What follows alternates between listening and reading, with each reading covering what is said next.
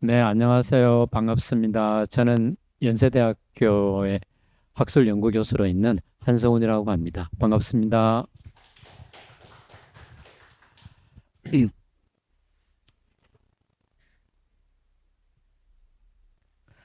앞서 그 아주 훌륭하신 분들이 조선 시대하고 또 종교에서 다루는 죽음의 문제에 대해서 이렇게 강연을 하셨는데, 저는 그거와 조금 다릅니다. 제 전공은 사회학이고요. 그리고 사회학에서 정치사회학과 역사사회학이 제 전공 분야이고, 연구 주제는 그, 여기 이제 집단적 죽음, 추모와 기억 문화인데요. 이 집단적 죽음을 조금 다르게 해석을 해서, 그, 국제인권에서 얘기하는 중대한 인권 침해라고 얘기하는 사건들이 있습니다. 그게 이제 우리나라로 치면 제주 4.3이라든지 또 노건리 사건의 민간인 학살, 어, 그런 거 있죠. 그리고 제노사이드라고 얘기하는 것, 그리고 홀로코스트 같은 것. 예, 그게 이제 국제인권에서 중대한 인권 침해라고 얘기하고 제 연구 주제 중에 하나가 제노사이드, 민간인 학살입니다. 우리나라로 쳐서. 예, 그 주제입니다. 그리고 기억하고 추모 문제는 사회학에서도 굉장히 오래된 연구 주제 중에 하나입니다. 예, 그래서 인천문화재단에서 이런 주제로 해서 이제 연락이 와서 제가 죽음의 문제하고 이걸 같이 연계해서 강의 내용을 짰습니다. 자, 그래서 집단적 죽음, 추모와 기억 문화고요.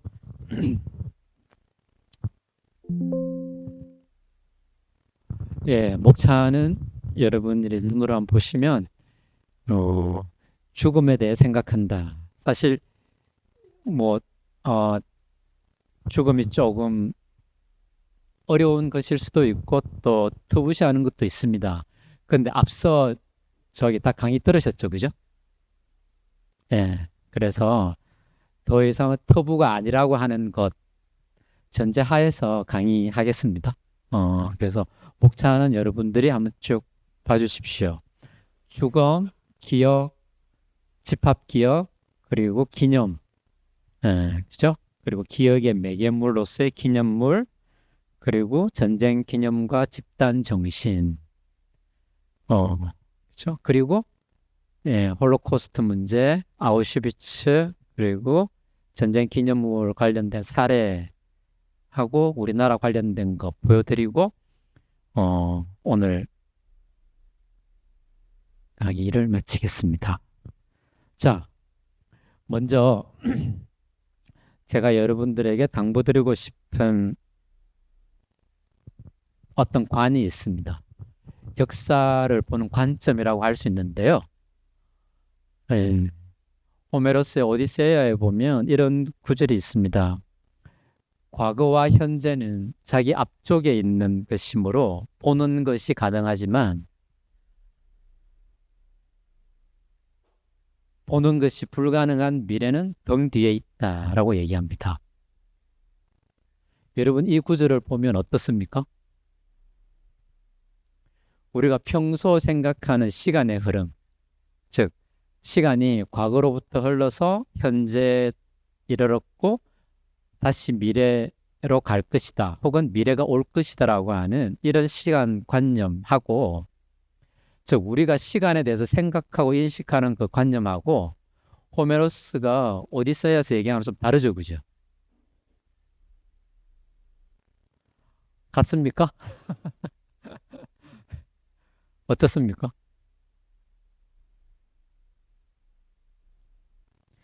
미래가 앞에 있다고 얘기하지 않잖아요. 네? 그죠? 우리 앞에 있던 것은 우리가 볼 수 있거나 봤던 거예요. 알고 있는 거예요. 그래서 우리 앞에 있는 것은, 우리 눈앞에 있는 것은 과거와 현재이고, 미래는 우리가 볼 수 없는 거기 때문에 실질적으로는 등 뒤에 있다라고 생각하는 거예요. 인식하는 거예요. 이게. 그렇죠? 어. 그러니까 우리가 시간이 다가온다라고 하는 그런 관점으로 해석하지는 않습니다. 이게 무슨 얘기냐면 여러분, 엄밀하게 얘기해서 시간이라고 하는 것은 존재하는 건 아니죠. 우리가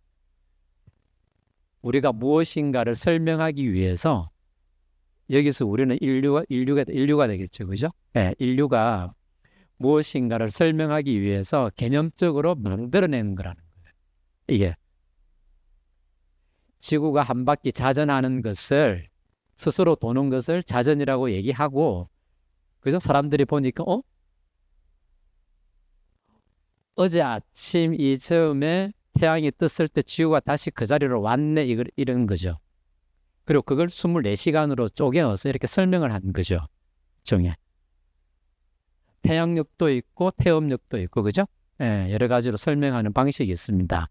그리고 공전이라고 해서 그러면 지구가 태양을 한 바퀴 도는 것, 별자리 그리고 계절이 바뀌는 것 이런 걸 다 이렇게 생각을 해서 그걸 365일로 하자 이렇게 한 거죠. 일종의. 그래서 여러분 저기 아프리카의 어느 부족으로 가면 거기의 시간대는 우리하고 다릅니다. 거기에는 1년이 365일이 아닌 곳도 있어요. 그게. 지금 우리 문명으로 통일시켜 놓은 거잖아요. 그렇죠? 자, 핵심으로 들어와서 말씀드리고 싶은 건 뭐냐 하면 종국의 시간의 관점에서 봤을 때 과거와 현재와 미래라고 하는 것은 한 통속이라는 거예요. 실질적으로.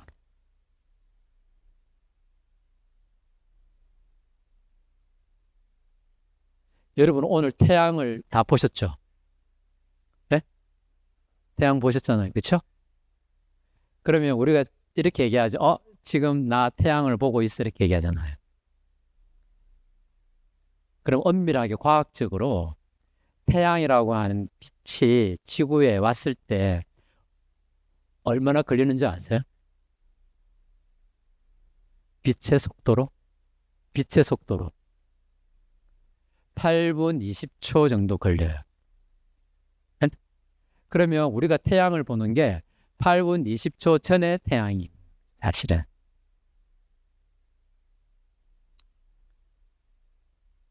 앞에 강의에서 이런 얘기 안 들었습니까? 철학에서 얘기할 때.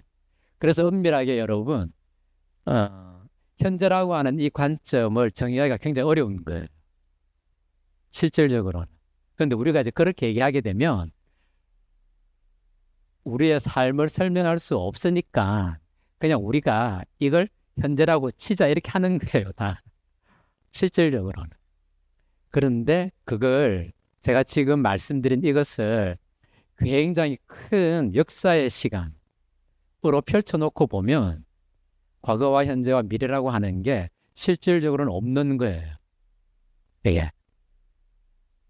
그러니까 우주의 나이로 치면 얼마죠? 시간이?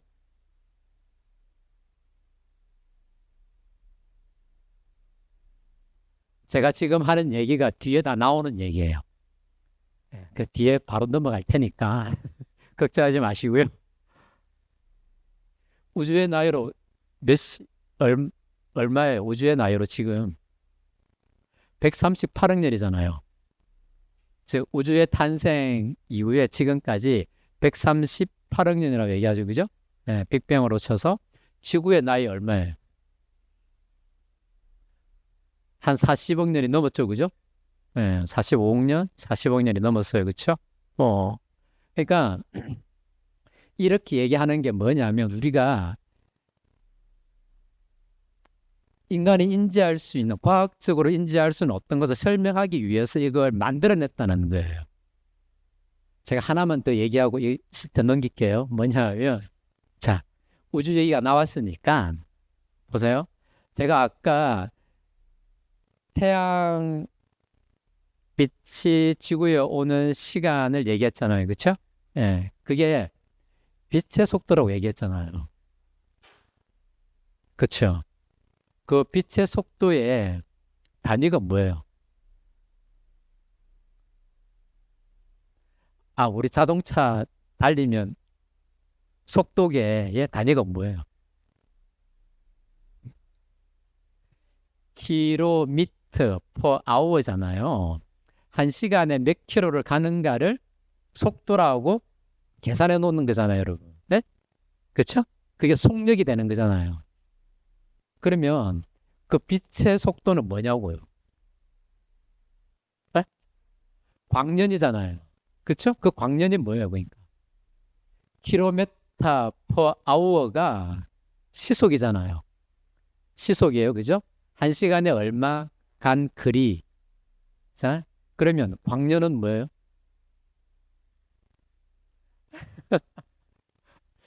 빛이 1년 동안 간 거리잖아요.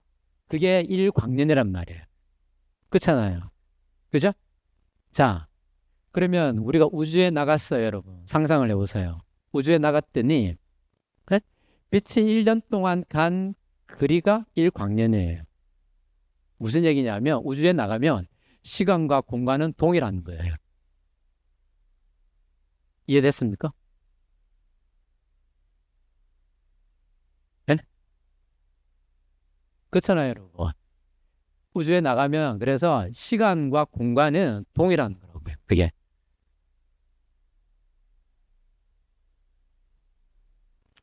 죽음을 조금 다른 방식으로 이해하기 위해서 지금 말씀을 드린 겁니다. 자, 죽음이 어디 있는지는 한번 생각을 해보시고요. 제가 이 강의를 의뢰를 받고 제 책장에 꽂혀 있는 책 중에서 직접적으로 죽음과 관련된 책만 뽑아봤어요. 직접적으로 관련된. 예, 이게 어, 영국의 문화사회학, 문화 비평가죠. 예, 테리 이글턴의 신의 죽음 그리고 문화라는 책이고요. 그 다음에 이게 죽음의 승부라고 해서 모리스 블랑쇼의 소설입니다. 근데 블랑쇼의 소설이 재밌는 것은 뭐냐면요. 죽음이 화자로 등장을 해요. 그래서 죽음이 화자로 등장을 해서 얘기를 해. 이 소설에서요. 그죠? 그 다음에 죽음의 얼굴이라고 해서 최문규 교수님, 선생님이 문학에서 얘기하는 묘사하는 죽음에 대해서 써놓은 책이 있습니다. 이게 죽음의 얼굴이고요.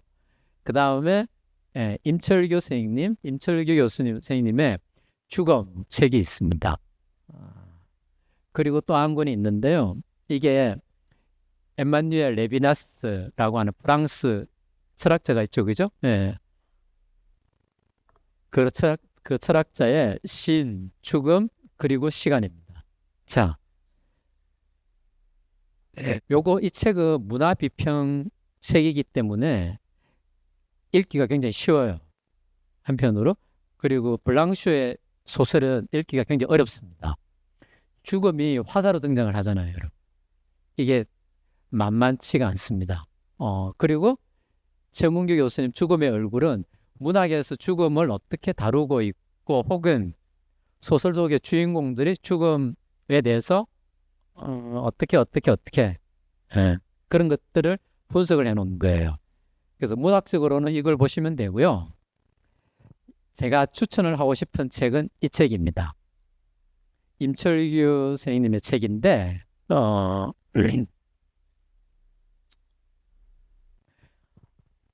그리스 신화에서부터 철학, 사상, 문화 그리고 여러 가지 사례까지 어떤 사례가 들어가 있냐면요.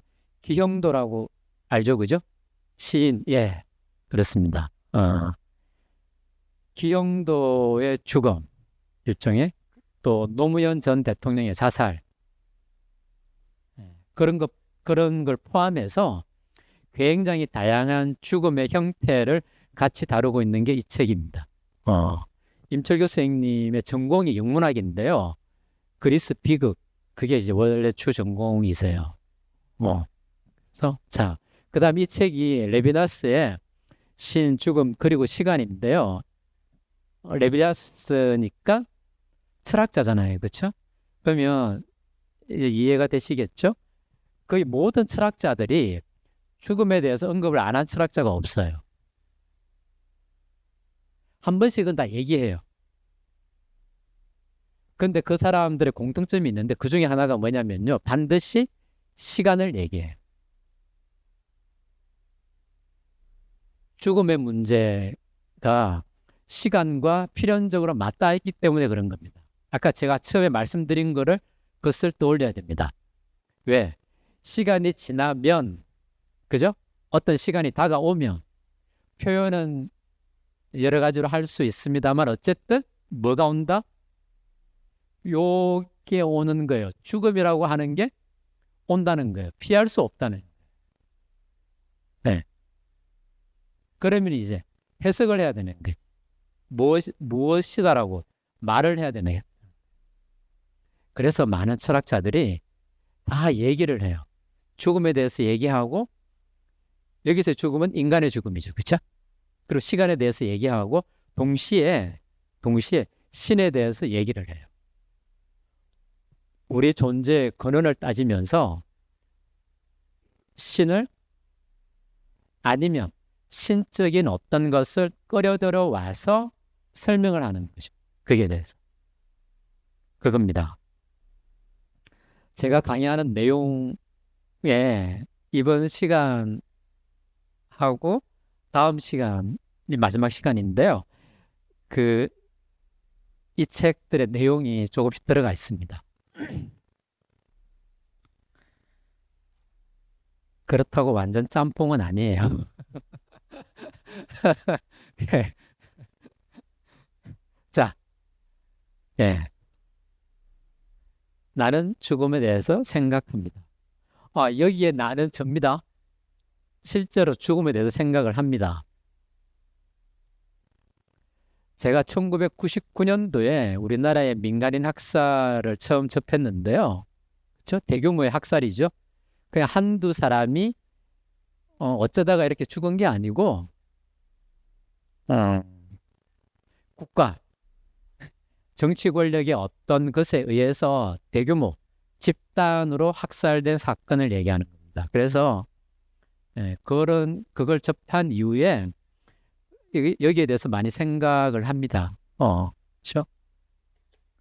조금 사회인문학적으로 설명을 드리자면 인간의 중요한 특성 중에 하나가 죽음입니다. 그 자체로서. 그렇죠? 그러면 그렇죠? 인간이 가치가 있다라고 했을 때 이 가치는 뭐냐면 사실상 죽음이라고 하는 건 뭐냐면 유한을 정해놓는 거예요. 너의 마지막이 있다라고 이미 전제되어 있는 거죠. 실제로. 그래서 가치라고 하는 게 유한성에 따라서 좌우될 수가 있습니다. 그러면 인간의 삶이 유한할 때 오히려 의미를 가질 수 있는 거죠, 여러분. 그렇죠? 이게 만약에 여러분과 제가 생명과 삶이 영원하다면, 그죠? 이 삶이 영속된다면 인간의 가치가 어디에 있겠습니까? 아니면 무엇이 인간의 가치이겠습니까? 아니, 앞선 강의 들으면서 다 생각해 보셨을 거 아니에요. 우리가 영원히 살면, 아니면 죽지 않을 수 있으면, 죽지 않는다면, 그런 얘기 안 하셨나? 네? 다 했잖아요. 그쵸? 그래요? 그래요? 근데 우리 마음 한구석에는 다 진시황이 있단 말이에요. 네? 마음 한구석에는, 우리의 생명이 영속해서 살 수 있지 않을까? 살 수 없을까? 그거요. 그게.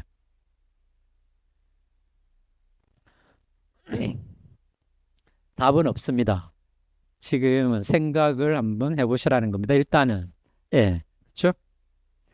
죽음은 인간의 가치를 만들어내는 근원적인 현상이라고 할 수 있습니다. 죽음만이 그렇다는 것은 아닙니다. 근데 근원적으로 어떤 방식으로든 죽음이 우리 인간의 가치를 만들어내는 현상일 수는 있습니다. 네, 그렇죠? 자, 죽음에 대해서 보겠습니다. 죽음은 한 인간에 속한 모든 것일 수 있습니다. 또 죽음은 한 사회에 대한 모든 것일 수도 있습니다. 따라서 이 죽음은 한 국가의 모든 것이 될 수 있습니다. 죽음을 다루는 양식을 보면 그 사회와 정치의 어떤 것을 알 수 있습니다, 여러분. 그렇죠? 왜냐하면 여러분 제가 이렇게 말씀을 드리면 이제 생각을 하셔야 됩니다. 네? 우리 사회에서 집단적인 죽음 혹은 가장 개인적인 수준, 개인적인 차원에서 죽음을 어떻게 사유하고 다루는지 뭐 의례나 리튜얼이라고 해도 좋고 관습이라고 해도 좋습니다. 규범도 상관이 없습니다. 그 다음에 사회적으로 또 국가 차원에서 집단적인 어떤 죽음을 어떻게 다루는가를 잘 보자는 겁니다. 일종의. 그렇죠? 자, 그러면 또 하나 생각해 볼 점이 있습니다. 뭐냐면, 그러면 오직 인간만이 죽음을 사유할 수 있는 생명체인가라고 되물을 수 있습니다. 어떻습니까?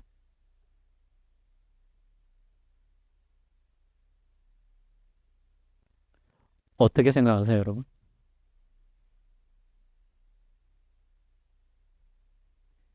여기에 하나를 더 덧붙여도 상관없습니다. 자살입니다.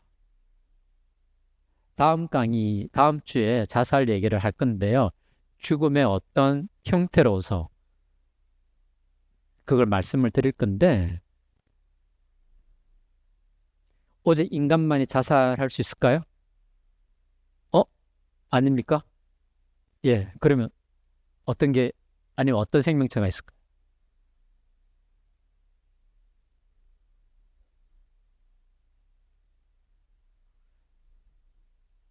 지금 이분 앞에 계신 분이 동물들도 자살을 한다라고 얘기를 들었답니다, 여러분. 네.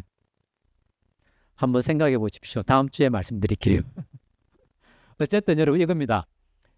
그러니까 인간만이 제가 여기 사유에다가 땡땡 해놨잖아요, 그죠? 죽음하고 사유에다가 이겁니다. 그러니까 사유니까 추상이잖아요. 그렇죠? 개념과 관념적으로 인식 할 수 있는 이 얘기입니다. 근데 많은 동물들이 자기가 죽기 전에 어떤 행위를 하죠, 그죠? 스스로 음식을 안 먹거나 먹이 그렇죠? 먹이를 안 먹거나 이렇게 하죠. 그리고 죽을 자리를 찾아가거나 이런 행동을 하기는 해요. 죽기 직전에 이렇게 보면 근데 그것이 그런 행위가 우리가 생각하는 사유에 해당하는지 해당하지 않는지는 따져봐야 됩니다. 그러나 어찌되었건 이런 질문도 할 수 있습니다. 자, 이제 이렇게 사회학으로 조금 차원을 끌어내려서 여러분, 죽음은 인간의 시간과 공간을 다루는 것입니다. 제가 생각할 때 그렇습니다. 예. 그러니까 한 인간에게 있어서 시간과 공간이 닫히면, 끝나면 그게 곧 죽음이라는 거죠, 사실. 따지고 보면. 이게 해석을 하자면 여러분, 그죠? 이겁니다. 자, 인간이 죽음 앞에서 경건한 이유는 감정의 환기 때문입니다. 이건 이해되시죠? 그죠? 약간 감정의 환기? 우리가 이렇게 부검 소식을 듣고 조문하러 장례식장에 가잖아요. 그죠? 그러면 어떻습니까? 이 감정이 환기가 되죠. 그때 가면. 네. 그죠? 죽음의 향기는 맡을 수 없지만, 죽음이라고 하는 것에 대한 감정적인 환기가 일어납니다. 그 이유가 있습니다. 그게 이거는 다음 시간에 말씀을 드리고요. 일단 자, 이번 주 주제로 다시 들어와서 그 조금 이렇게 개념적인 걸 피할 수 없으니까 설명하고 넘어갈게요. 예.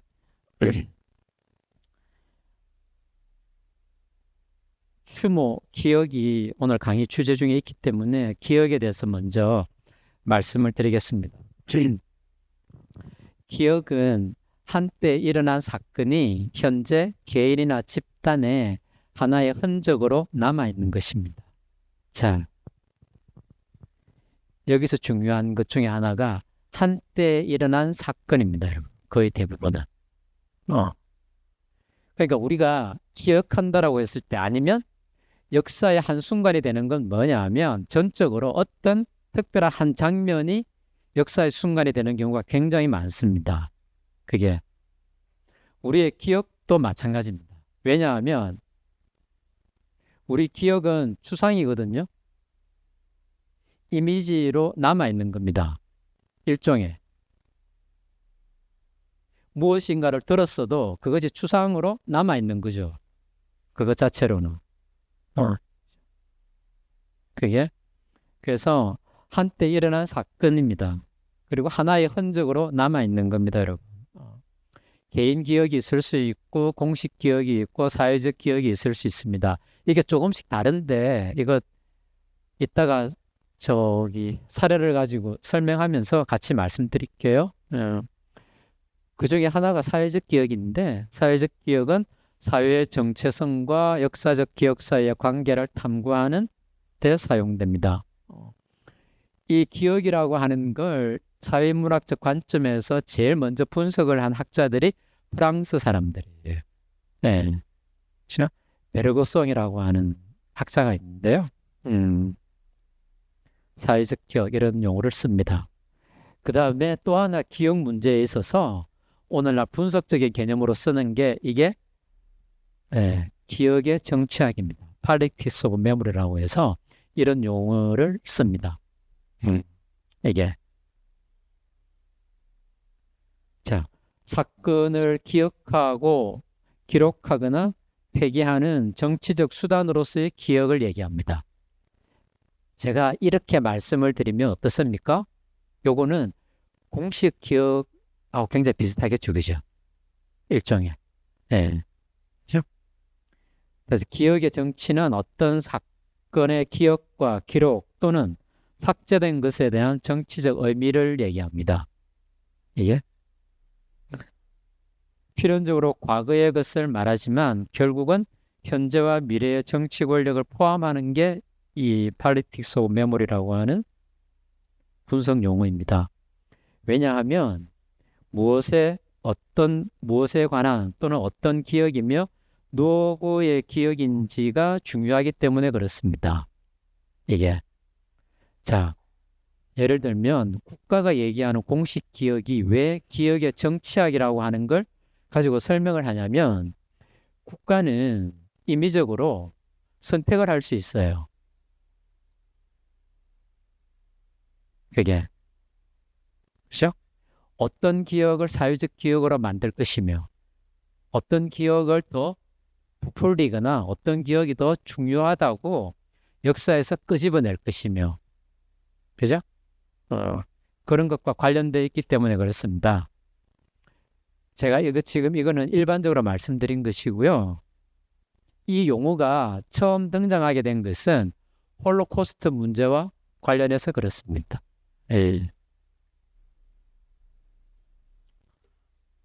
허버트 허시라고 하는 학자가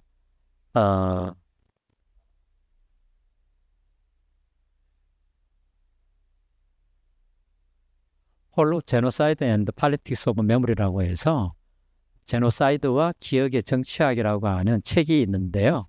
그 책에서 이제 대규모의 학살 문제 있죠, 그죠? 홀로코스트, 제노사이드 이런 것들이 어떻게 정치적인 문제와 관련되는가, 정치 권력과 관련되는가, 이 문제예요. 예.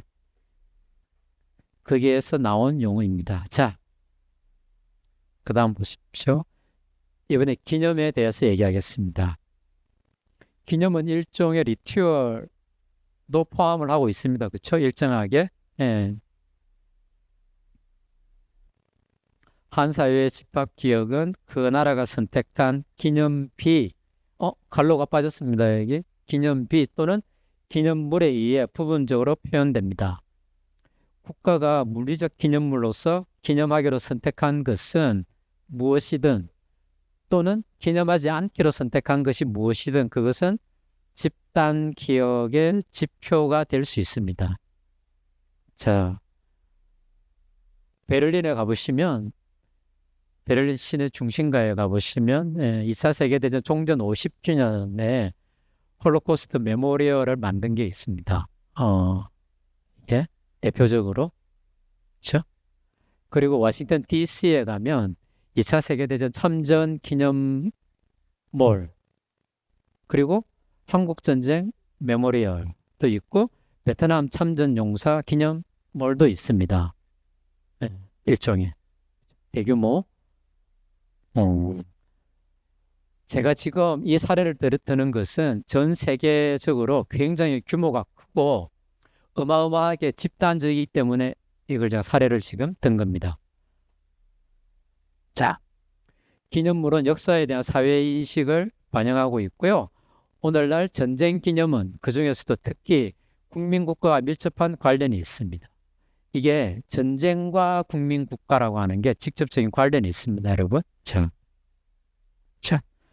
특히 2차 세계대전 이후 전성국가의 공식 기억은 전쟁 기념물이라는 형태로 구성원들에게 전달되고 있습니다. 무엇이 어떻게 전달되는지는 이따가 보겠습니다. 보여드리고요. 기억의 매개물로서 기념물 또는 기념비입니다. 무슨 얘기냐면 여러분, 아까 제가 역사의 한순간이 된다고 말씀을 드렸는데, 그렇죠? 우리가 인지를 하는 것은 눈으로 글을 보고 책을 읽고 또 다른 풍광도 볼 수 있습니다만은 직접적으로 지금 기념물, 기억 이런 어떤 메커니즘 내에서는 반드시 이 매개물이 있어야 됩니다. 이게 그러니까 한국 전쟁에 대한 어떤 것 이렇게 얘기했을 때, 그렇죠? 우리가 뭔가를 구체적으로 기억을 한다 이렇게 할 때는 그 기억을 매개하는 이게 필요한 거죠. 물론 이건 사람마다 다 다른 거예요. 일종의. 어디 가서 무엇을 보느냐에 달려있는 거잖아요. 그러면 대한민국의 모든 국민이 용산에 가서 전쟁 기념관에서 그걸 다 같이 봤어요. 그렇죠? 그럼 어떨까요, 여러분? 한편으로는 굉장히 공식 기억을 가질 수 있겠죠, 여러분. 네. 그 기념물이 표상하는 바가 있기 때문에 그렇습니다. 상징하는 게 있는 거죠. 그것을 형상화 시켰을 때 그 형상화가 얘기하는 게 있는 겁니다. 네. 그렇죠? 있습니다. 그게 자, 그래서 죽음과 기억을 매개하는 것이 구체적인 기념물과 기념 행위입니다. 기념은 과거의 경험을 바탕으로 현재 사회적인 맥락 속에서 재구성됩니다, 여러분. 기념 과정은 공동체 구성원의 감정과 인식에 의해 구성되고 궁극적으로 정체성을 추구하는 집단적 형식과 관련됩니다. 국가와 민족이라는 공동체는 개별 구성원의 공통적인 경험과 과거의 기억을 아주 중요한 기반으로 삼고 있습니다. 네. 그러니까 우리가 한국인이라고 했을 때, 그렇죠? 아니면 한민족 이렇게 얘기했을 때 우리가 인식하는 우리 역사에 있어서 공통성이 있는 거예요. 즉 공통적인 정체성이 있는 거죠, 여러분. 일종의 형성되어 있는 겁니다. 그것을 무엇이라고 하든 여러분, 과거의 경험, 공통의 경험, 그죠? 그리고 그 기억을 아주 중요한 기반으로 삼고 있는 게 이 기억과 관련된 겁니다. 예? 그다음 집합 기억과 공동체 나아가겠습니다. 예. 사람들에게 의미를 전달하고 이러한 연결에 의해 사람들은 동일한 사랑, 불쾌, 두려움과 같은 감정을 공유함으로써 공동체의 기속감을 가집니다. 그렇죠? 예. 제가 아까 용산 전쟁 기념관 말씀을 드렸는데 일종의 그런 그걸 쭉 유추를 한번 해보시면 되겠습니다. 기업과 정치 권력이 작동을 합니다. 그죠? 과거의 이미지는 현재의 사회 질서를 합법화하고 또 현재의 정책을 정당화하는 데 활용됩니다. 일종의. 이거 얘기하니까 여러분 떠오르는 게 있지 않습니까? 이거 얘기하니까. 예, 이거. 뭔가 이렇게 떠오르는 게 있어야 됩니다. 자, 기억의 통제는 일종의 정치 권력에 해당됩니다. 저는 네? 무엇인가를 공적인 권력이 나서서 이거는 기억하고 이거는 기억하지 마 이렇게 얘기하면 여러분 그렇죠? 충분히 그럴 수 있겠죠, 여러분?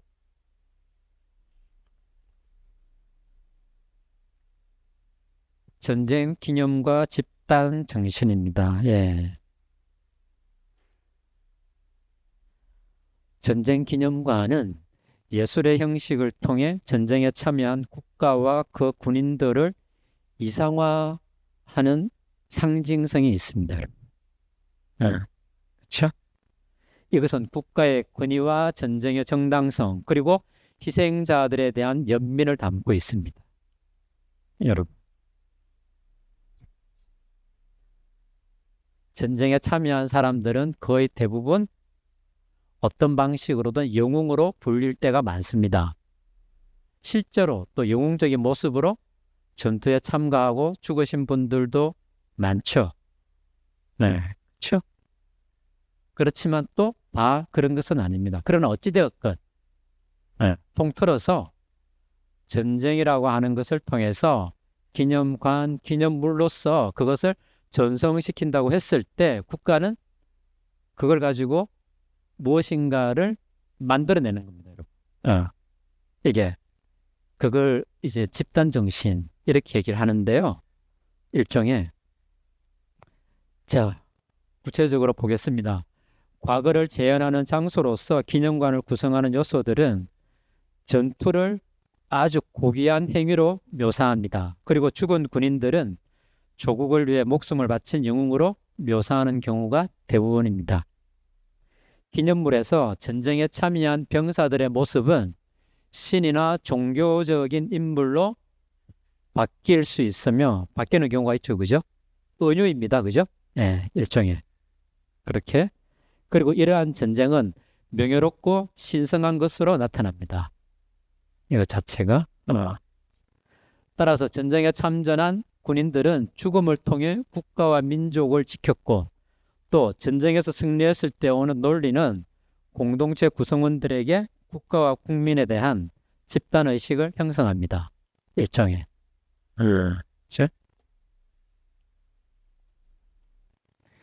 우리의 의식은, 인간의 의식은 여러분, 그냥 만들어지지 않습니다.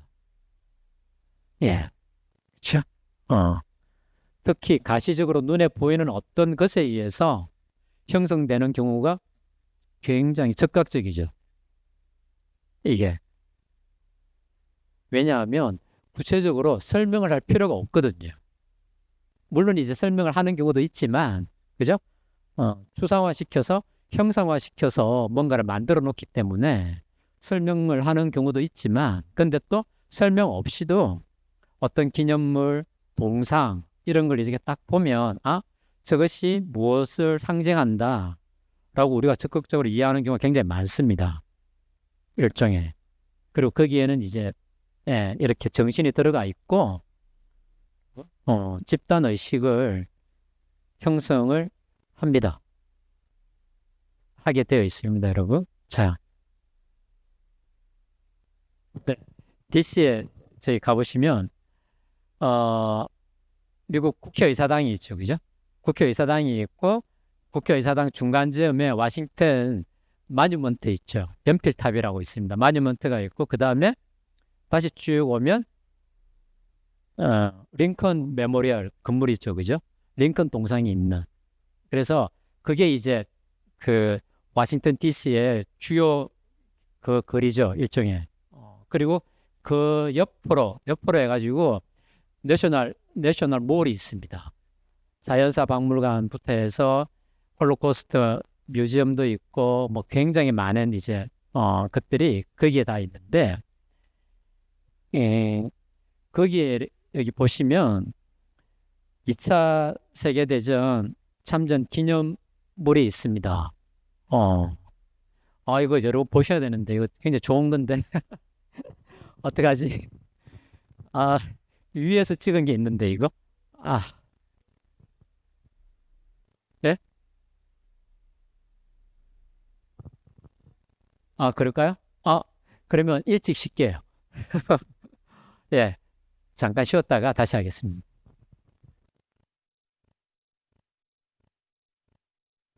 그러면 시작하겠습니다. 이게 위에서 찍은 DC에 있는 2차 세계대전 기념물입니다. 이게 굉장히 어마어마한 규모거든요. 여기 보시면 월드워 II 메모리얼 이렇게 돼 있죠. 그렇죠? 예. 방향은 이게 국회의사당에서 나와서 저쪽으로 걸어가면 이렇게 돼 있습니다. 방향이 그렇습니다. 자, 퍼시픽이잖아요. 그쵸? 얘네가 마치 미국이 두 대양을 끼고 있잖아요. 대서양하고 태평양하고. 그쵸? 어? 예. 여기 있죠? 요 한 군데가 퍼시픽. 아까. 그리고 요 한 군데가 아틀란틱. 이렇게 나눠 놨고, 그 다음에 요게 뭐냐면, 하나의 이렇게, 그, 조형인데요. 이게, 퍼시픽 라인 가까운 주, 51개 주 중에서 주에서 참전한 군인들이 있을 거 아니에요. 그죠? 그 주를 쭉 표시하는 거고, 이쪽은 대서양 쪽, 주를 표시하는 거예요. 저게. 자, 그죠? 그 중에서 요게 펜실베니아, 펜실베니아죠. 그 하나의 조형이 펜실베니아주. 걔네 저기 연방이니까 이렇게 하는 것이고요. 근데 이건 뭐냐면 2차 세계대전에 참전했던 사람들의 희생된 사람들의 인원을 여기 이제 별 모양으로 해서 만들어 놓은 건데요. 이 별 하나가 1100명을 상징해요. 이게. 그래서 이걸 거기 쫙 박아놨어요. 그래서 보시면 이게 조금 더 자세하게 보여드리면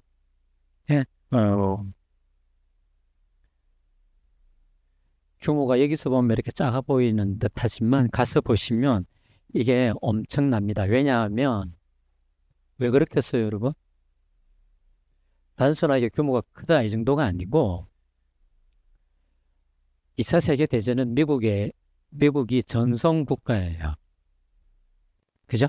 태평양 전쟁에서 일본, 그죠? 이겼잖아요, 일본. 그리고 유럽 전선에서 독일 이겼잖아요. 이탈리아하고.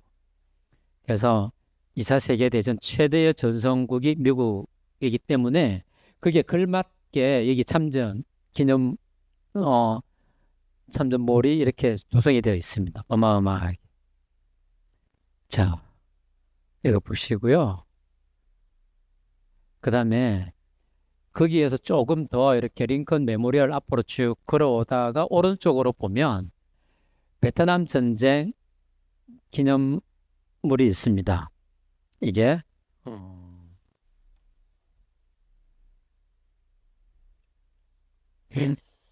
이것도 잠깐만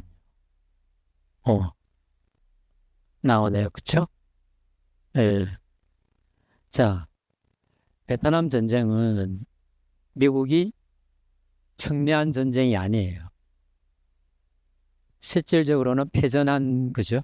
철수했는데 이거 여러분 이거 에, 이거는 통계고요. 통계고 이거 군인들 보니까 어떻습니까?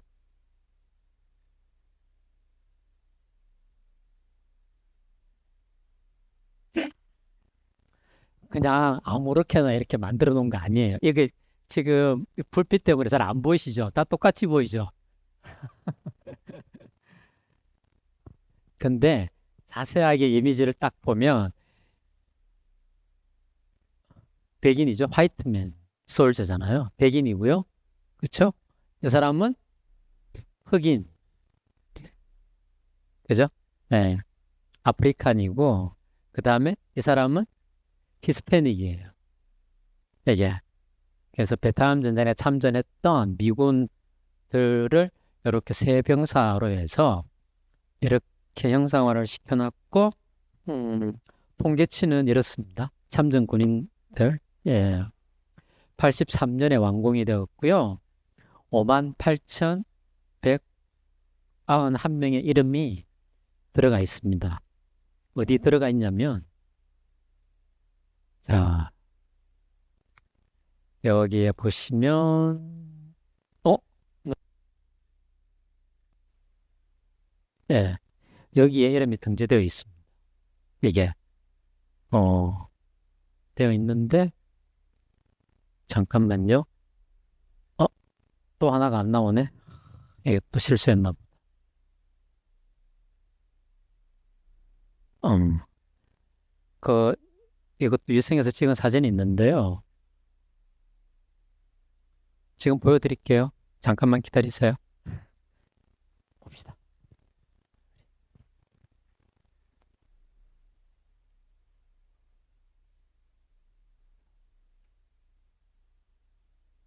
예, 네.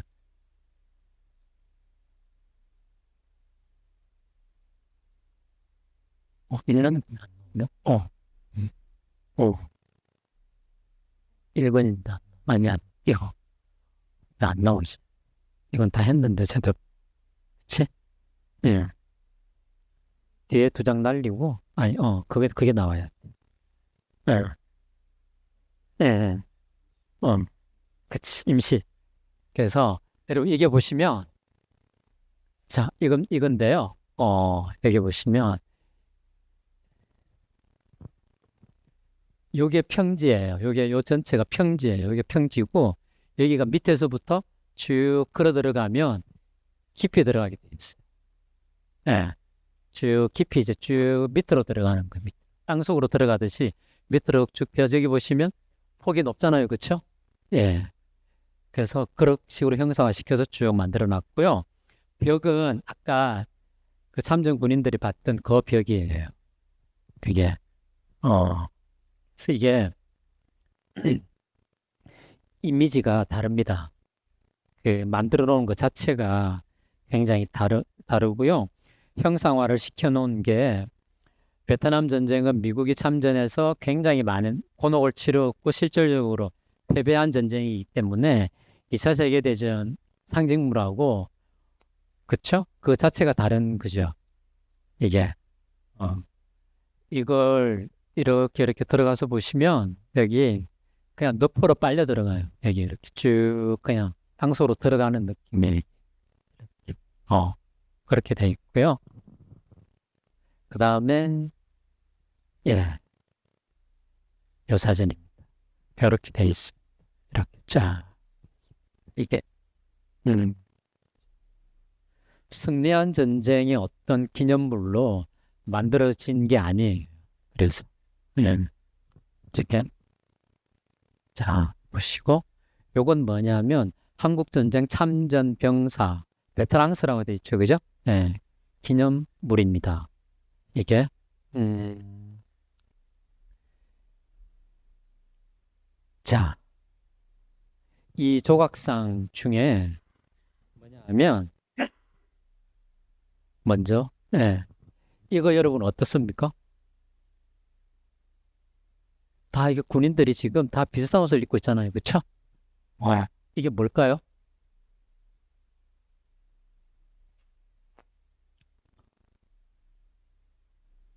그렇죠. 역시.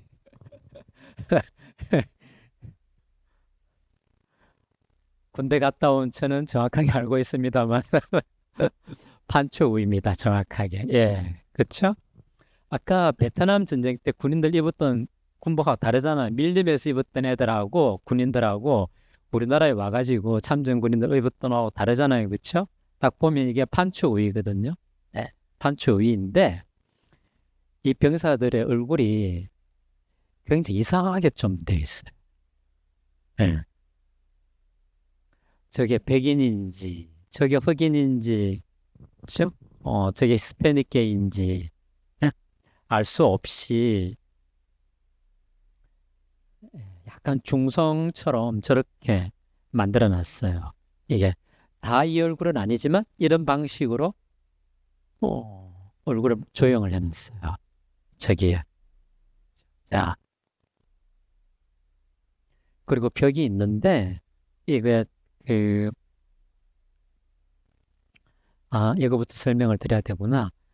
왼쪽에 여기 보시면 판초이 쭉 입고 있었잖아요. 그죠? 요렇게 설명을 해놨습니다. 예. 그림 속 인물은 각 군에서 뽑은 순찰 중인 군대를 상징합니다. 14명은 미육군, 3명은 해병대, 1명은 해군, 1명은 공군 전방 항공 관측병이라고 설명이 되어 있는 것이고요. 그리고 아까 요 벽에는 제가 사람을 세봤는데 군인이 38명은 더 돼요, 사실은. 벽에.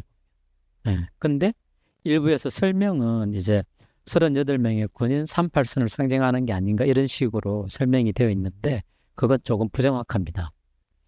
이게 대리석이잖아요. 그쵸? 예, 대리석에 이렇게 이제, 조각을 해서 새겨놓은 거죠. 저 이미지를. 예, 저렇게 새겨놓은 겁니다. 새겨놓고, 넘어가는군요. 예.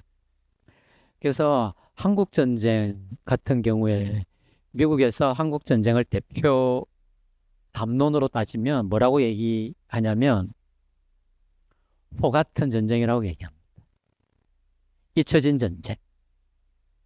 네. 그러니까 2차 세계대전처럼 완전히 승리한 전쟁도 아니고 베트남 전쟁처럼 패배한 전쟁도 아니고 한국 전쟁은 그냥 잊혀진 전쟁이었어요.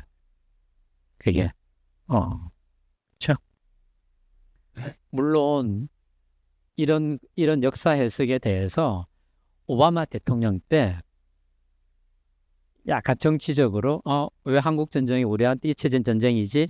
아니야. 그것도 일종의 승리한 전쟁이야. 라고 해서 조금 이렇게 전쟁에 대한 해석 그리고 그 성격을 새롭게 조명하려고 하는 움직임이 있긴 있었어요. 그래서 잊혀진 전쟁 아니다. 일종의 그래서 우리가 자유를 지킨 전쟁이다. 이런 식으로 해서 설명하려고 하는 것들이 있었습니다만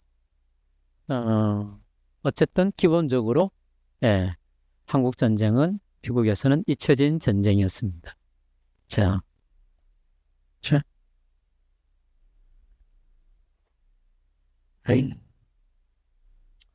홀로코스트 얘기를 하겠습니다. 집단적 죽음 중에서 우리가 집단이라고 지금 이제 얘기를 했는데 가장 큰 규모는 홀로코스트는 아닙니다, 사실. 뭐가 있을까요?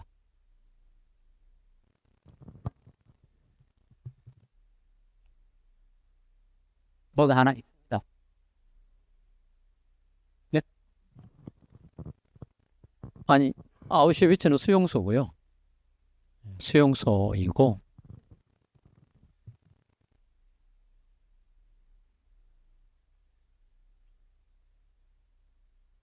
아,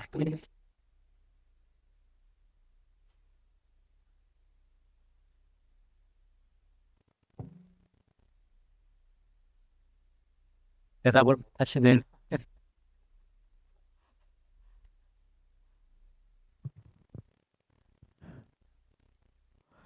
시트가 이 다음 장에 있습니다. 그냥 제가 그 보여드리고요. 자, 왜 홀로코스트를 유니크하다, 유일하다고 하냐면요. 어쨌든 580만에서 600만 이상 특정한 어떤 민족이 죽었기 때문에 그 비극에 대해서 인류가 성찰을 하고 있습니다. 그래서 유대인 학살을 그냥 보통 명사로 해서 홀로코스트라고 얘기하는 거죠. 이게.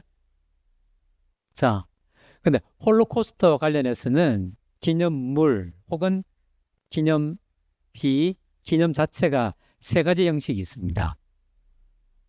조금 특이하게. 첫째는 우리 좀 전에 선생님 말씀하신 것처럼 아우슈비츠처럼 수용소의 학살 현장을 교육 장소로 만든 겁니다. 그게 일종의 되게요. 그래서 폴란드에 있는 아우슈비츠가 아우슈비츠 비르케나우 국가박물관입니다. 폴란드 국가박물관이 공식 명칭은 그게. 제가 저기를 2012년 가을에 갔었는데요. 그 포토그래프 책자가 있는데 너무 무거워가지고 제가 못 가져왔어요. 못 가져오고 이 책자만 가지고 왔습니다. 이게. 네? 아니요, 아니요, 괜찮아요. 거기 아우슈비츠에 가시면 한국어로 된 안내 책자도 있어요. 이렇게. 거기가. 한국인들이 생각보다 많이 가봅니다.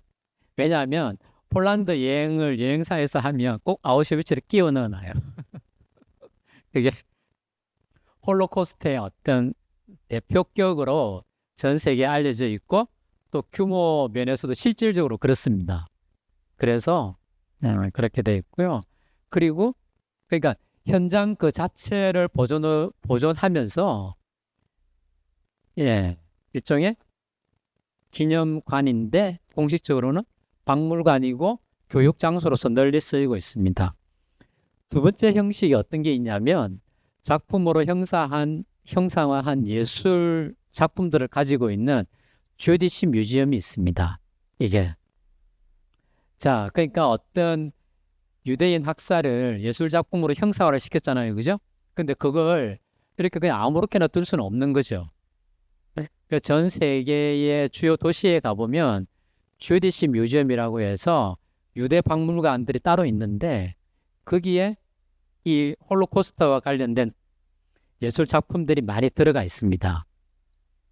그래서 베를린에 가보시면 베를린의 주디시 뮤지엄에 가보시면 이 내용을 굉장히 자세하게 알 수 있습니다. 거기에 보시면 제가 오늘 시간상 그거는 생략을 했는데요. 저는 사실 거기에 가보고 굉장히 많이 놀랐습니다. 왜냐하면 서양 현대 미술과 그리고 이스라엘에서 홀로코스트는 직접적인 예술 작품의 소재입니다. 굉장히 중요한. 그러니까 수없이 많은 그 문학이 나와 있잖아요. 그렇죠? 영화는 말할 것도 없고 그리고 그런 어떤 광범위한 그 터전 위에서 예술 작품이 이제 만들어져 있는 거예요. 나오고 있습니다. 근데 그런 예술 작품들이 그냥 이렇게 뭐라 그럴까, 수준이 낮은 게 아니고요. 엄청난 그 예술적인 의미를 가지고 만들어져 있어요. 그게.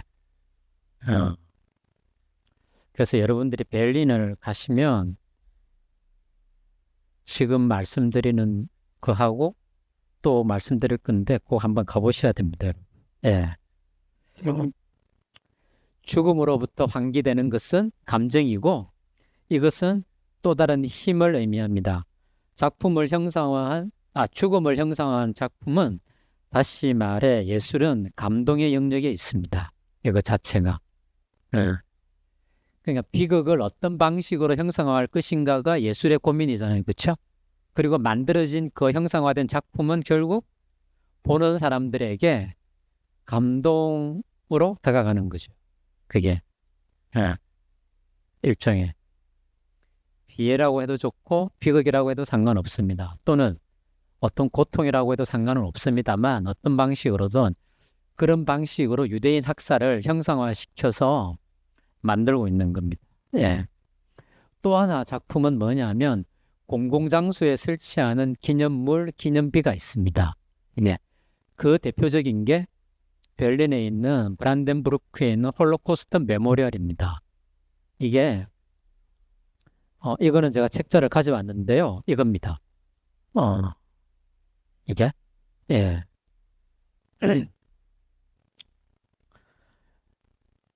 그러니까 2005년에 2차 세계대전 종전 50주년이잖아요. 그렇죠?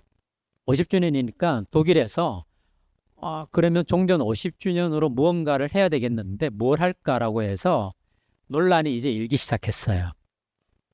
그런데 독일에서 홀로코스트 메모리얼을 만들자 이렇게 된 거예요. 네. 독일에서.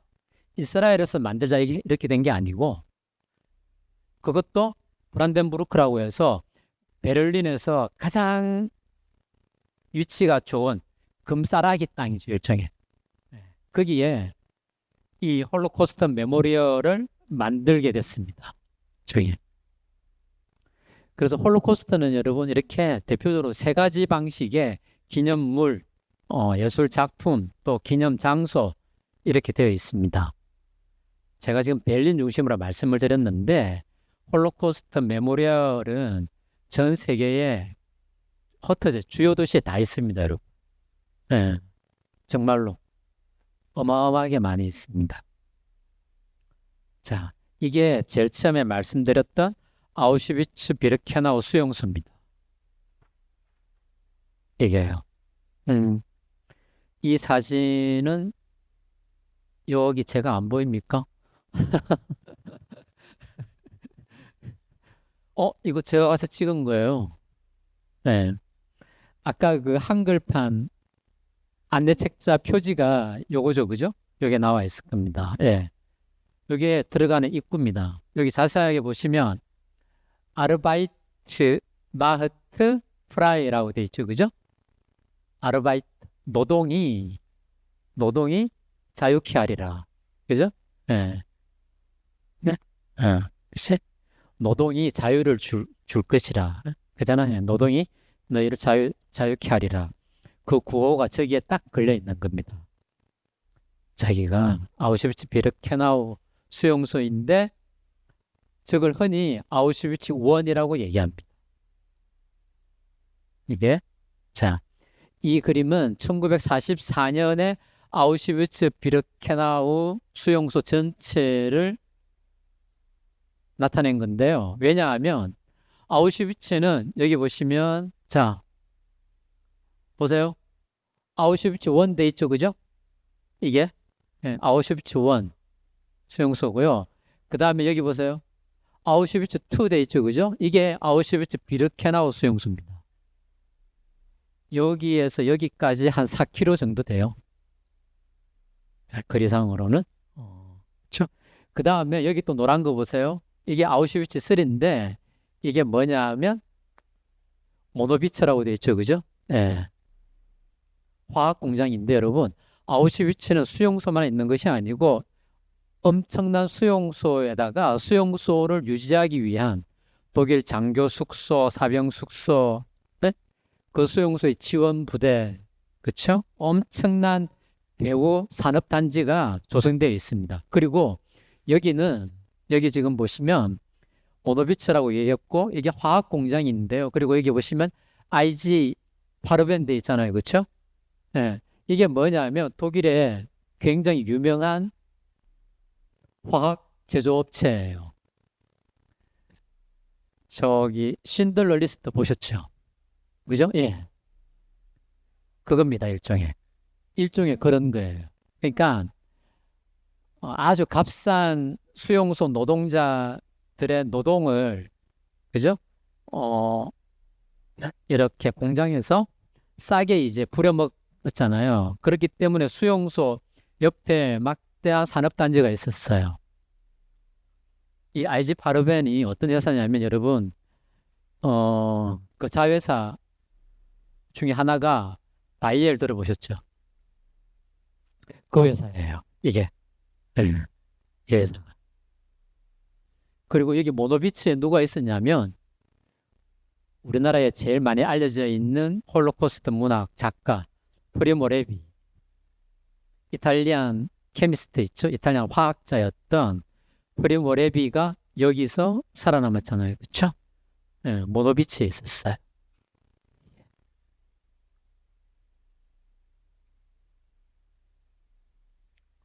어마어마합니다, 여러분. 이 배후 도시가. 그래서 여기에서 이 두 군데에서 여러분, 그치?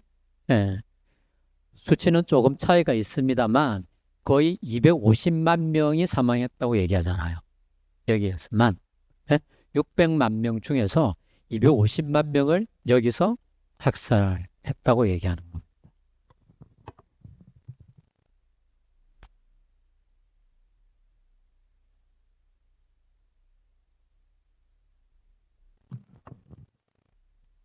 볼까요? 예. 자, 여기가 아우슈비츠예요. 그죠? 그리고 요게 점으로 땡땡땡 찍혀 있는 것들은 다 수용소입니다. 이게 동유럽이잖아요. 그죠? 그리고 전체 유럽에 흩어져 있는 수용소에서 기차로 다 이송을 시켰죠. 그죠? 아우슈비츠로. 이렇게. 예. 일종이. 그래서 왜 여기다가 이렇게 지었는지 이렇게 이제 알 수 있는 거죠. 딱 이렇게.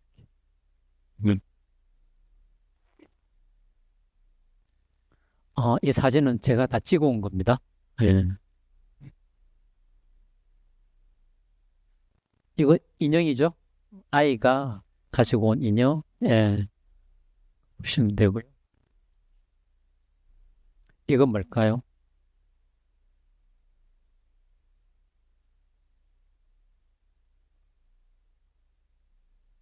이건 뭡니까?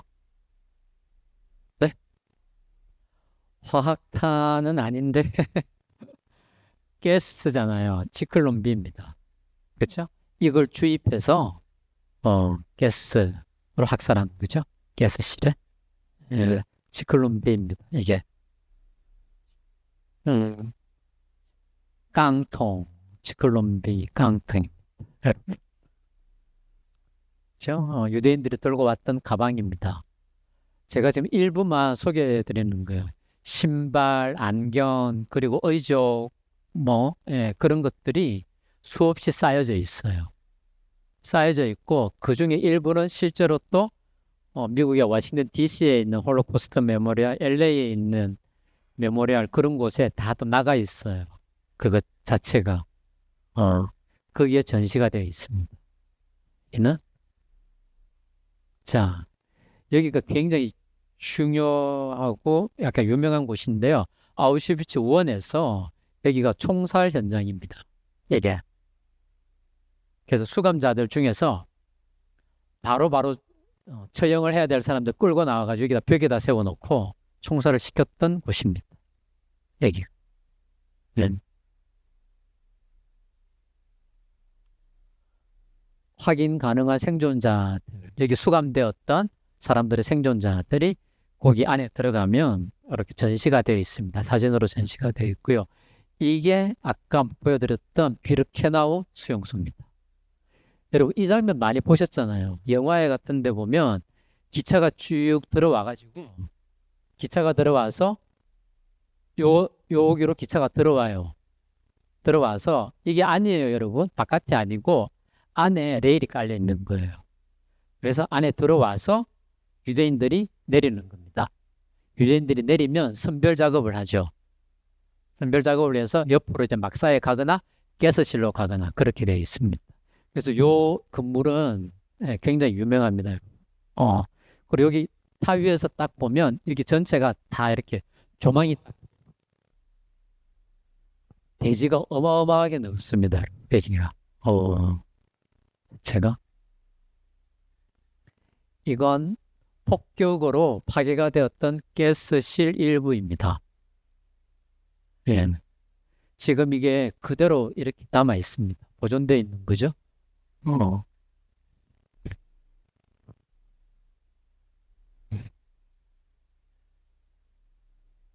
저, 아까 제가 여기 앞이라고 그랬잖아요. 그죠?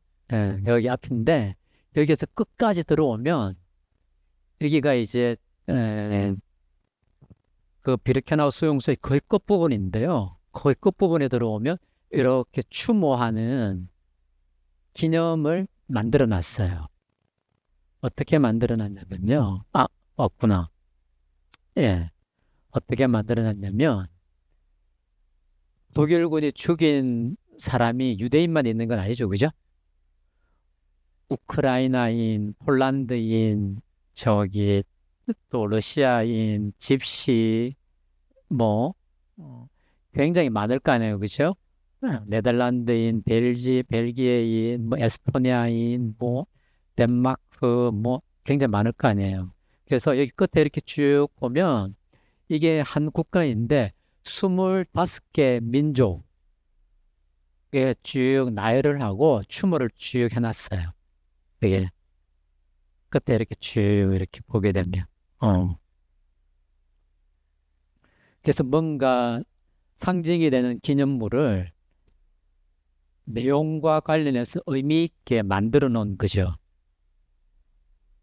그러니까 허투루 해놓은 게 없습니다. 자, 그럼 이게 뭐냐면 베를린 시내에 있는 홀로코스트 메모리얼입니다.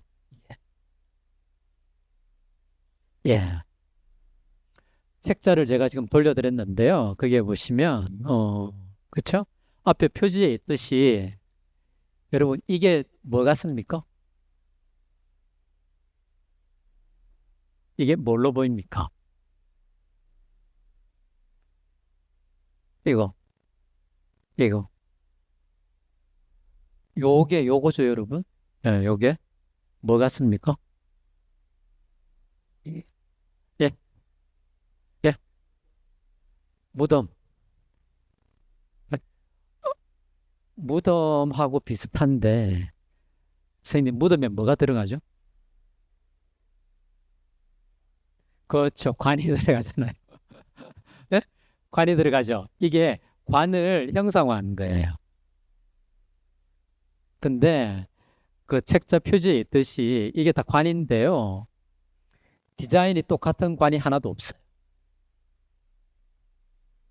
높이가 다르거나 옆에 경사가 져서 기울기가 다르거나 저게 2572개? 제 기억이 맞다면 아마 틀릴 수도 있는데요. 저 관이 2572개 정도 돼요. 이게. 그걸 그렇게 만들어 놨어요. 전체가 다 다르게 디자인 설계가 되어 있는 것이고요. 그리고 여기서는 표시가 잘 안 나는데 여기 보시면 이게 굴곡진 거 보이세요? 이렇게? 그냥 이렇게 평평한 바닥이 아니고요. 저기를 이렇게 딱 들어가면 어떻게 되냐면 내리막길로 내려갔다가 올라왔다가 이렇게 내려갔다 올라왔다가 돼 있어요. 이 길로도 그러고 이 사선으로도 그렇습니다. 그래서 모든 길이 평평한 길이 없어요. 이게. 그래서 걷다가 보면 어떤 관은 높게 보이고 또 낮게 보이고 하늘이 높게 보이고 낮게 보이고 이렇게 이게 안을 그렇게 만들어 놨어요. 쟁여.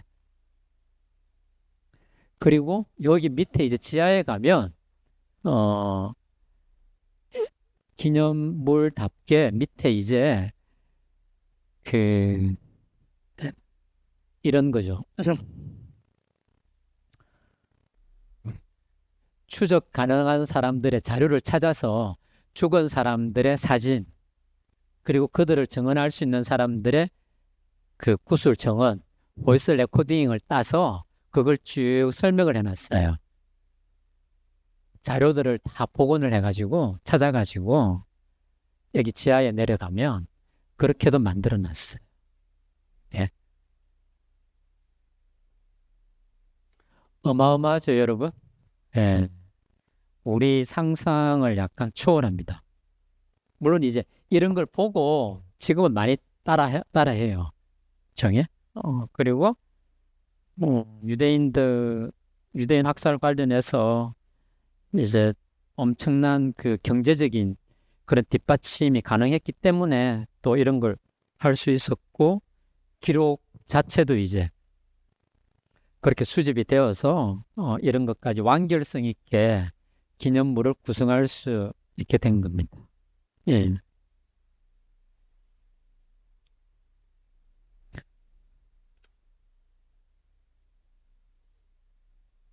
2007년 9월 22일이네요. 아, 제가 찍은 거예요, 이거. 예? 자,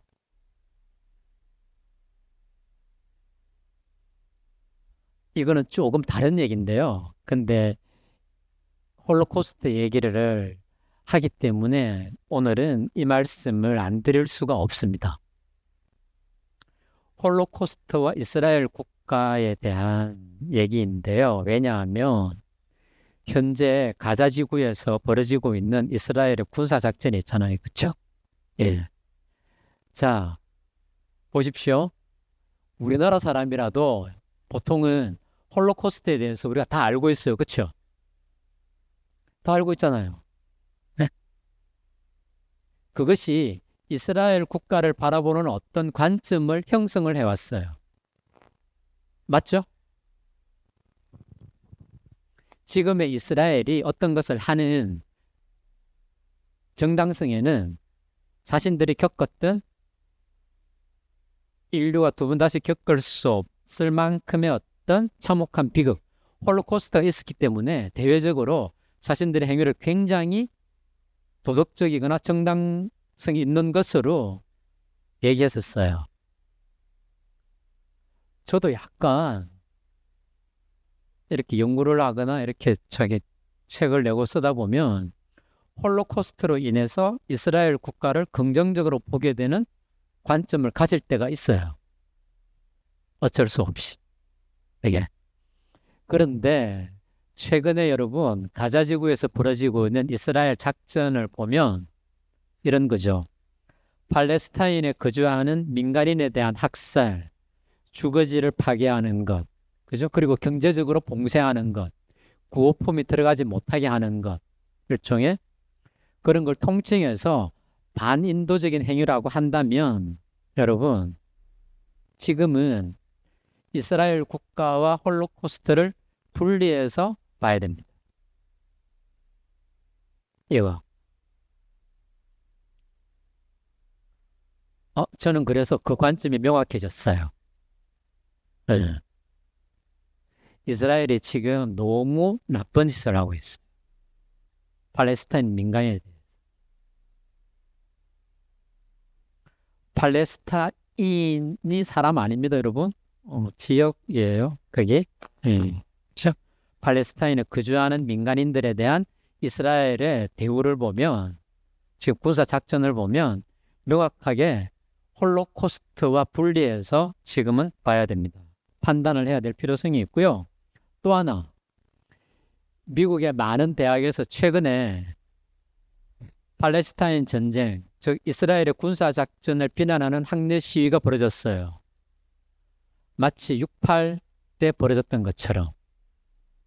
그런데 거기에 대해서 이제 쟁점이 하나가 있죠. 이스라엘의 군사 작전을 반대하는 학생들의 시위가 반유대주의냐, 이 문제예요. 네. 왜 그런가 하면 이 반유대주의로 말미암아서 홀로코스트가 발생한 것이 있거든요. 역사적으로는. 그게? 그렇죠? 그래서 일부에서는 학생들의 그런 시위를 마치 반유대주의인 것처럼 얘기하는 경우가 있어요. 근데 여러분, 그건 명확하게 아니에요.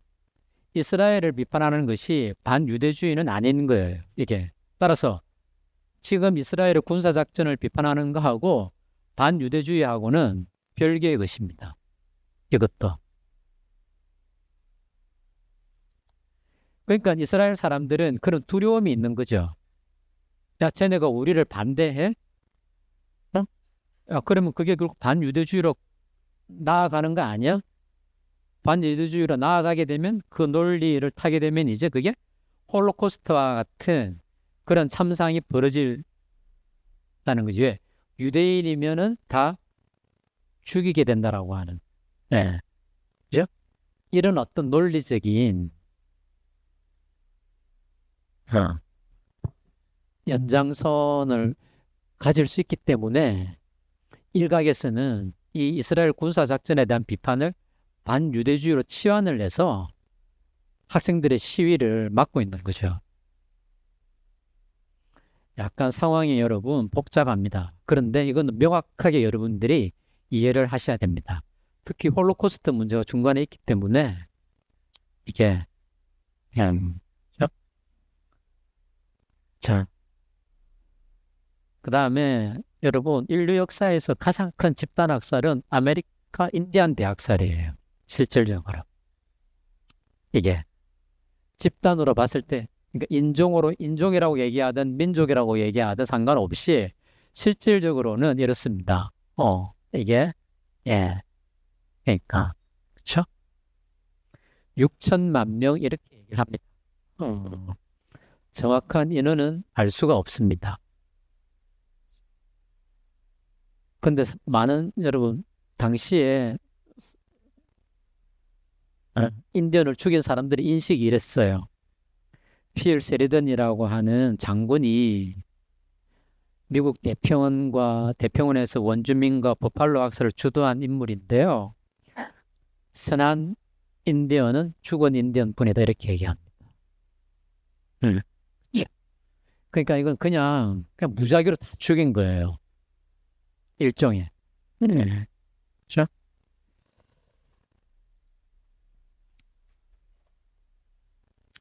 자, 우리나라로 돌아와서 우리나라에서도 한국 전쟁 전후에 민간인에 대한 학살이 굉장히 많았습니다.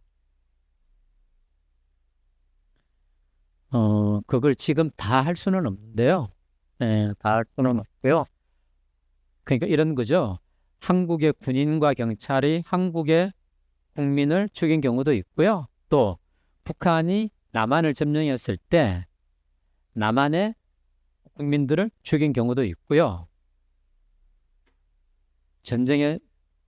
전투의 순수에 따라서 말씀을 드리면 그렇습니다. 그리고 또 인민군이 그죠? 후퇴를 했잖아요. 그죠? 여기 메가드 장군 동상이 있는데 9월 15일 날 인천 상륙 작전하고 9.28 서울 수복을 하니까 인민군이 후퇴를 하잖아요. 그 전후로 해서 인민군이 후퇴를 하면서 또 남한의 국민을 죽이죠. 죽이고 넘어갑니다. 그러면 인민군이 점령했던 지역을 남한의 군경이 수복을 하잖아요. 그죠? 특히 11사단 중심으로 수복을 하면서 또 남한의 군경이 수복지구에서 우리 민간인을 또 죽여요. 여러분, 그래서 학살이라고 하는 게 이게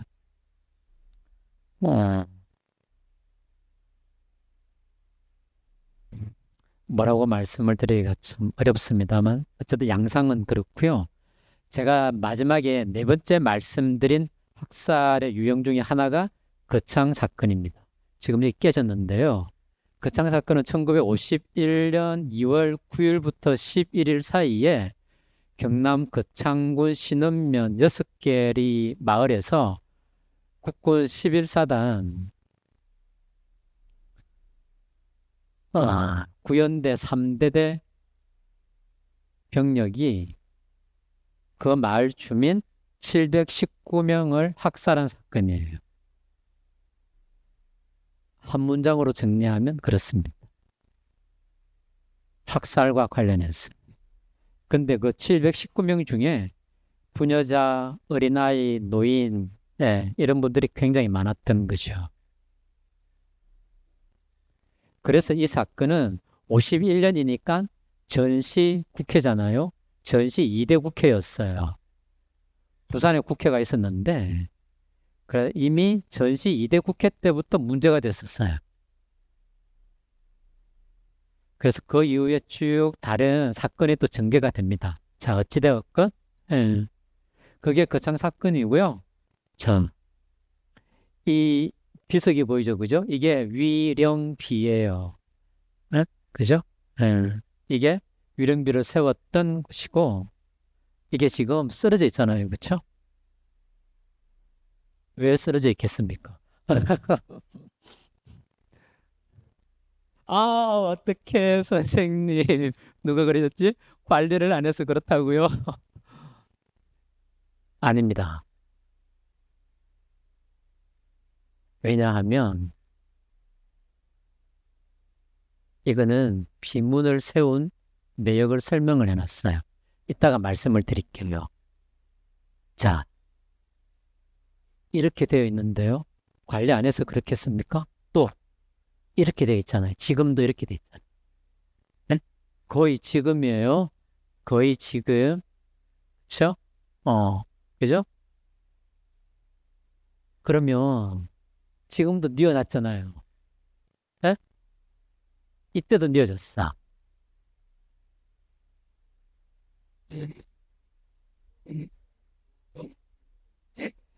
그렇죠. 그게 앞교시에서 말씀드렸던 기업의 정치, 네. 국가 권력의 개입, 예, 기념의 문제, 그걸 이제 생각을 하셨. 바로 그네. 자, 1951년부터 문제가 됐으니까 여러분, 거창 사건은 당시에 정치권을 비롯해서 다 알고 있었어. 야, 우리 군인이 무고한 민간인을 그렇게 많이 죽였어. 이렇게 된 거예요. 그래서 51년도에 이미 12월 달에 재판을 받아요. 관련된 사람들. 제대로 재판을 받아서 실형을 살지는 않지만 어쨌든 형식적으로라도 재판을 받고 이렇게 살고 해요. 형식적으로 그렇게 해요. 그런 다음에 이제 유족들은 계속해서 더 진상을 밝혀달라고 얘기를 하죠. 그러다가 1960년에 살구가 났죠. 살구가 일어나니까 어때요? 우리 사회가 민주주의로 이행을 하니까 거창 사건의 유족들이 이제 들고 일어나는 거예요. 네? 1951년도에도 이미 다 알고 있었고, 야, 이게 가해자, 살인자들이 재판까지 받은 것이니까 우리 사건 제대로 진상규명 해달라고 해서 거창 유족들이 제일 먼저, 제일 강하게 진상규명을 요구하기 시작했어요. 그랬더니 글쎄 전국에 있는 한국전쟁 때 억울하게 죽은 민간인 희생자들이 다 나오기 시작한 거예요. 거의 전국에서. 대구, 가창골, 부산, 동래, 울산, 양산, 김해, 진영, 여기 거창, 뭐 저기 심지어는 제주 이런 데까지. 그게 왜? 우리 사회가 민주화가 됐으니까. 그리고 또 결정적으로 뭐예요? 1960년이니까 전쟁 전후에 전쟁 때 발생한 사건이니까 10년밖에 안 됐잖아요. 그래서 지역에 가면 사건 현장도 그대로 남아있고 유해가 묻혔던 것도 그대로 남아있고 가해자가 누군지도 알고 있고 그죠? 특히 경찰도 알고 있고 군대에 있는 사람도 있고 다 그런 거예요. 그래가지고 이 사건이 엄청난 정치적인 이슈가 됐었어요. 자, 거기까지만 말씀을 드리고요. 다시 여기로 와서 그 이후에 또 전개가 되는 과정이 있는데요. 그랬는데 그렇게 해서 아까 말씀드렸던 박산골, 탄현골 거기에 묻혔던 유해들을 끄집어내어서 봉분을 쌓고 1960년에 이렇게 위령비를 세웠어요. 근데 그 위령비문을 누가 썼냐면 이현상 시인이 썼어요. 이 위령비문을. 여기에 보면 이게 뒷면이죠. 이게 앞면이고요. 네. 그랬는데 1961년에 박정희가 군사 쿠데타를 일으켜서 쿠데타 일어났잖아요. 5월 16일 날. 예. 그죠? 쿠데타 일으키고 나서 60년의 진상규명을 요구했던 이런 유족회, 그리고 유령비 세웠던 걸 그냥 또 다 싸그리 없애버렸어요. 그리고 60년에 유해 발굴해서 봉본을 쌓았는데 그 봉본을 전부 다 해쳐버렸던 거죠. 흩어져 버렸어요. 그게. 그래서 그때 이 유령비가 여기 뒤에 보시면 징이 쪼여져 가지고 쪼여진 징의 문구가 뭐냐면 국권에 의한 학살 이 문구가 있는데 그게 쪼여져 가지고 이 유령비 자체가 땅에 파묻혀요. 뚫어놓을 수 없었던 거지. 이게 여러분 기억을 억압하는 유족들이 기념을 못하게 하고 그죠? 메모리얼을 못하게 하는 거잖아. 위령을 못하게 하는 거예요. 물건을 없애버리는 거지. 땅속에 파묻었어요, 이걸. 언제 다시 나왔냐면은 87년에 민주주의를 이행을 하고 88년에 되어서야 땅속에서 다시 나온 게 이 비석이에요. 그러고 나서 그때부터 유족들이 이 비를 세울 수 있음에도 불구하고 안 세우는 거지. 왜? 그때 국가가 쓰러뜨린 거였기 때문에 그대로 지금도 이렇게 뉘어놨어요. 여러분. 그래서 이 비석이 이렇게 뉘어진 것은 제가 좀 전에 말씀드린 것보다 더한 이 사건의 진실 규명과 관련한 서사가 들어있는 거예요. 역사적인 서사가 여러분. 그래서 뉘어져 있는 거예요. 책에.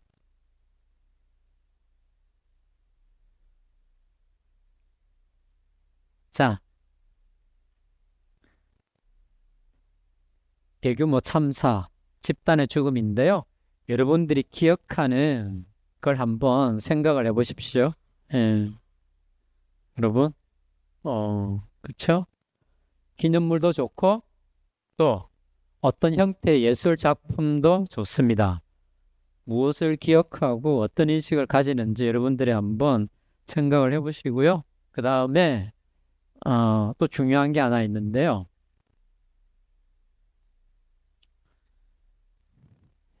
이것은 작품 하나를 가지고 전체를 해석할 수 있는 어떤 힘을 보여줍니다. 형상화의 힘이라고 얘기할 수 있는데요. 캐테 콜비츠라고 하는 유명한 예술가가 있습니다. 이 작품이 죽은 아이를 안고 있는 어머니인데 피에타상이죠, 그죠? 피에타. 저기 베를린에 그 운트덴 린덴스트라세라고 하는 거리에 보면 여기에 노이에 바하라고 하는 건물이 있습니다. 독일에서 굉장히 유명한 곳인데요. 참전 군인과 전몰 장병을 위한 추모의 집 일종의 풀어서 해석을 하자면 노이에 바하인데요. 거기에 보면 이게 여기 천정이 뻥 뚫려 있는 공간이에요. 이게 태양빛이 들어오죠. 태양빛 아래에 피에타상이 있습니다. 여기에 잠깐만요. 예.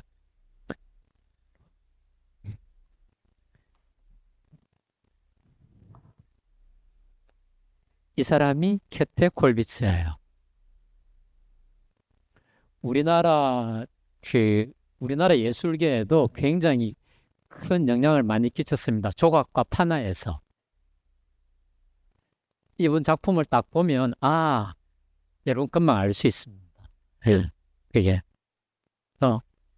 이 피에타상인데 여러분 이건 저기 이 캐테 콜비츠가 여기 보시면 1800년대부터 1945년까지 사셨잖아요. 그래서 자기 아들은 1차 세계대전에 나가서 죽고 자기 손자는 2차 세계대전에 나가서 죽어요. 그래서 콜비츠가 전쟁 반대,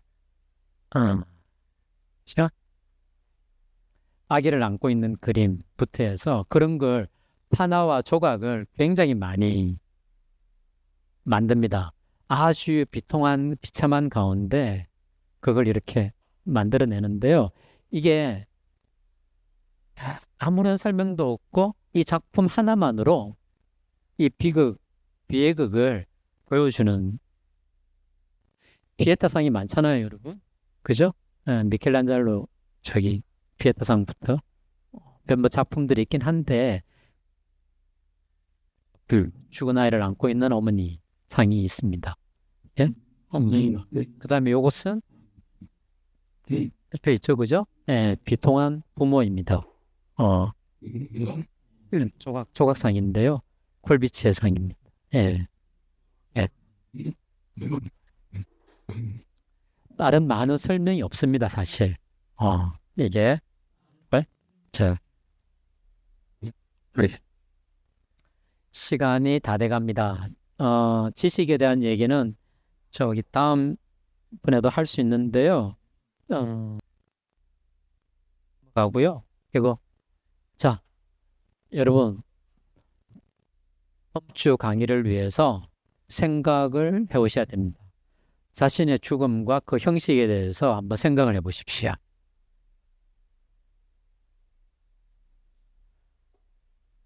이런 얘기 한다고 제가 너무한 것 같습니까?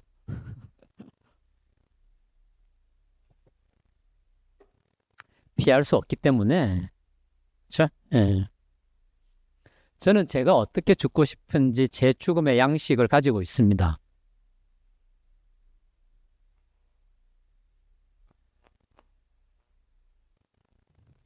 생각한 지는 좀 꽤 오래되었습니다.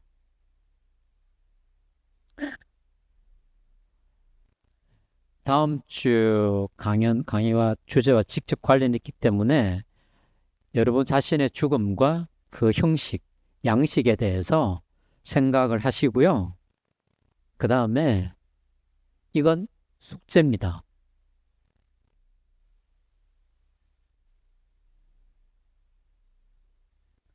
이 이미지가 무엇인지 두 분도 찾아오십시오. 맞추시는 분은 제가 책을 선물로 드릴게요.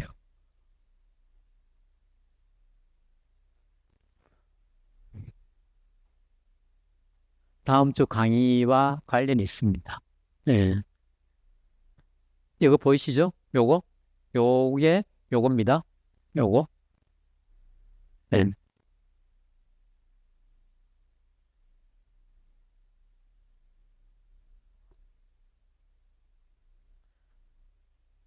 네, 오늘 강의는 하겠습니다. 혹 질문 있을까요? 예. 알겠습니다. 네. 월미도를 차별 폭격을 했거든요. 네네. 그것도 맨 처음에 말씀하신 집단적 학살에 해당이 될까요? 해당이 되죠. 그건 진실화해위원회에서 일부 규명을 했습니다. 자, 지금 우리 선생님께서 질문하신 걸 제가 일반적으로 설명을 드릴게요. 그 공중폭격이 있죠, 그죠? 예. 공중폭격을 제노사이드를 정의를 할 때 무차별적인 공중폭격을 제노사이드에 해당한다고 지금 오늘 얘기하고 있거든요. 그거 자체를. 즉 군사용어로서 부수적 피해 있잖아요, 그렇죠? 그 공중폭격에서 나온 용어이거든요. 콜레터럴 데미지라고 하는 그 부수적 피해라고 하는 게 군사 목표물을 타겟으로 해서 설정해서 폭격을 했는데 어쩔 수 없이 주변까지 피해를 입었다. 이런 거잖아요. 그 부수적 피해가 콜레터럴 데미지 자체가. 그런데 월미도 같은 경우에는 그죠? 의도를 했었어요. 그리고 이미 사전에 민간인들이 그 어떤 특정한 지역에 살고 있다는, 거주한다는 것도 알고 있었어요. 그럼에도 불구하고 무차별적으로 했기 때문에 우리 선생님 말씀하신 것처럼 예, 대규모 민간인 학살에 해당이 되고 진실화위원회에서 그거 규명을 한 거죠. 일청에. 예. 네.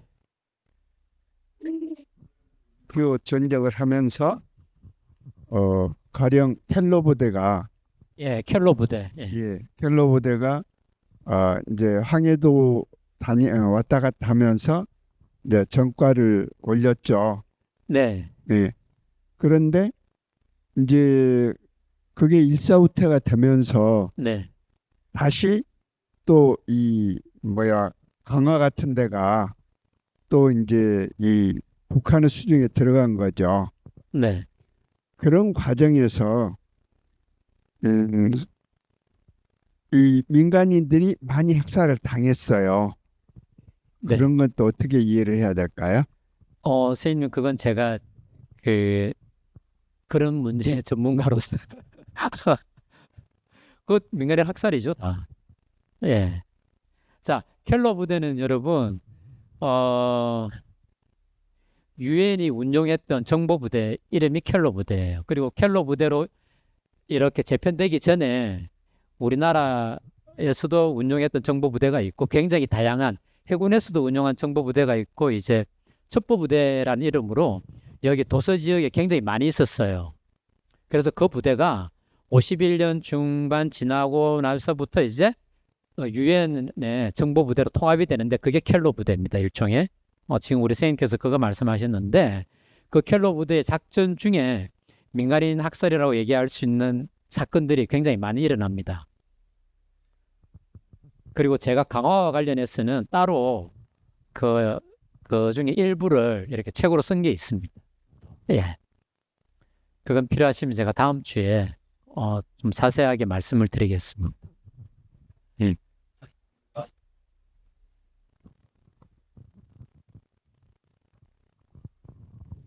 질문 또 있으면 하십시오.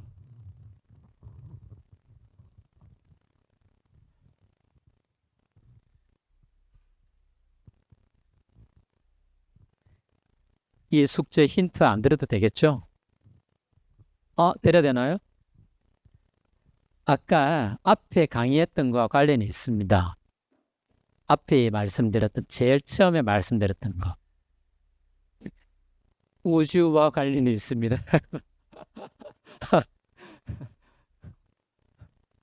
됐죠? 질문이 없으면 강의 마치겠습니다. 감사합니다.